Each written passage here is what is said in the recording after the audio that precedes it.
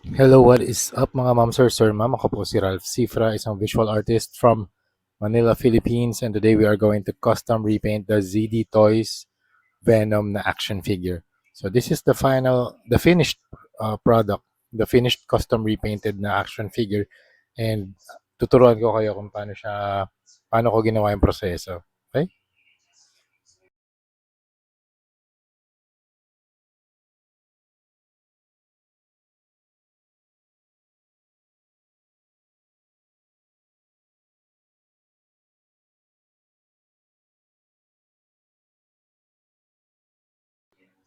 Okay, so first step is to use Boston number 4 flat black na primer. Recommended na gumamit tayo ng primer para magkaroon ng adhesive surface yung figure. Yan. So black na siya.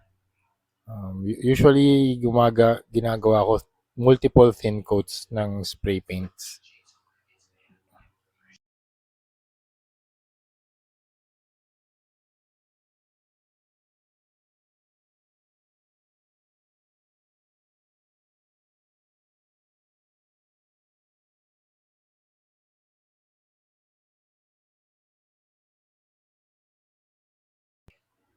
Alright, the next step we're going to use gray and black paint from Hero Paints.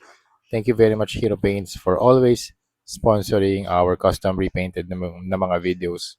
Yung process na ginagamit ko rito ay dry brushing technique. So sa dry brushing, konti lang yung paint na nasa brush, tapos ida-drag lang natin siya across the surface.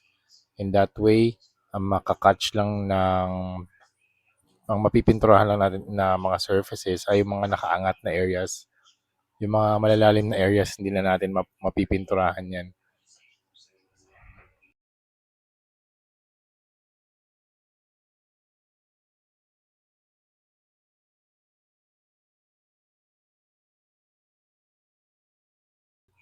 Alright, next step is to use white paint and a finer brush para mag-create ng logo design dun sa kanyang chest.